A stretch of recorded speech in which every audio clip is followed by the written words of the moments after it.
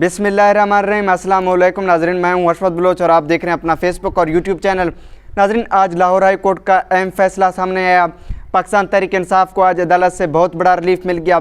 Speaker कौमी assembly राजा परवेज़ अशरफ ने जब आखिरी फेज़ में पाकिस्तान तहरीक इंसाफ के 43 मेंबरानी कौमी असम्बली के इस्तीफ़े मंजूर किए तो उसी वक्त पाकिस्तान तहरीक इंसाफ ने अदालत से रुजू किया, लाहौर हाई कोर्ट से रुजू किया कि जब इस्तीफ़े मंजूर होने से पहले मेंबरान असम्बली ने अपने इस्तीफ़े वापस ले लिए तो किस आइन के तहत, किस कानून तहत स्पीकर कौमी असम्बली ने वो इस्तीफ़े मंजूर किए।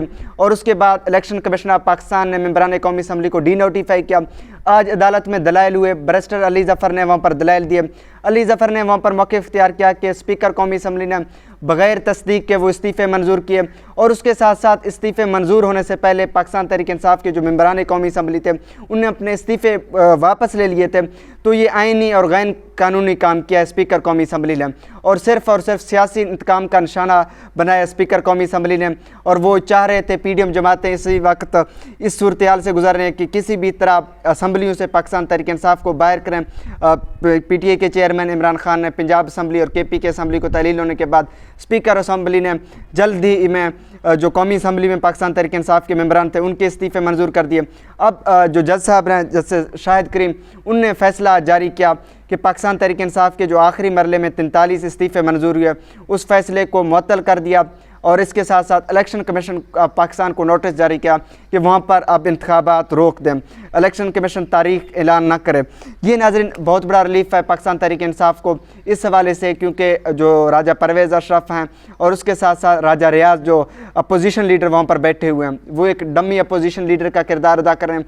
शहबाज शरीफ जो उनको कहते हैं वो उसी तरह मनोवन उस पर अमल करते हैं जो भी दस्तखती मामलात हों। इस हवाले से पाकिस्तान तहरीक इंसाफ का मौक़िफ़ ये था कि वो अपना अपोजिशन लीडर कौमी असम्बली में लेके आएंगे और वहाँ पर आइनी और कानूनी जंग लड़ेंगे। अब अपोजिशन लीडर लाने के हवाले से इस वक्त पाकिस्तान तहरीक इंसाफ अक्सरियत में है। इसके साथ साथ नाज़रीन अगर बात करें इलेक्शन के हवाले से, हर कोई ये पूछना चाह रहा है कि इलेक्शन कब होंगे, क्या सूबाई असम्बली को इलेक्शन होंगे या नहीं होंगे। कल जब IG खैबर पख्तूनख्वा ने ब्रीफ किया chief election commissioner of Pakistan को, सिकंदर सुल्तान राजा को, बाहर तो ये कह कर गए थे कि तमाम तर जो मामलात हैं हम इलेक्शन कराने के लिए तैयार हैं, लेकिन अंदर जाकर उन्होंने मीटिंग में कहा कि मज़ीद हमें 57,000 के करीब नफरी चाहिए। अब इस सूरत हाल में अगर आज इलेक्शन हो या 6 महीने बाद इलेक्शन हो, निगरान सेटअप के पास इख्तियार ही नहीं है कि वो मज़ीद पुलिस एहलकारों को भर्ती करें, पुलिस नफरी में इजाफा करें। तो इस तमाम तरह की जो ऊँचे हथकंडे हैं वो इस्तेमाल किए जाएंगे। कभी माशी सूरत हाल का बहाना बनाएंगे, कभी दहशतगर्दी का बहाना बनाएंगे। इस हवाले से कल आसिफ अली जरदारी, शहबाज शरीफ, मौलाना फजल रहमान भी मिले हैं आपस में और उन्होंने अब फैसला किया है कि हम अदालतों का रुख करते हैं। सबसे पहले जो हुकूमत सिंध है वो पटिशन दायर करेगी अदालत में और उसके साथ साथ फिर बलूचिस्तान असम्बली में जो बाप पार्टी है वो अदालत में रेट दायर करेगी कि इस सूरत हाल में इलेक्शन कराना पॉसिबल नहीं है।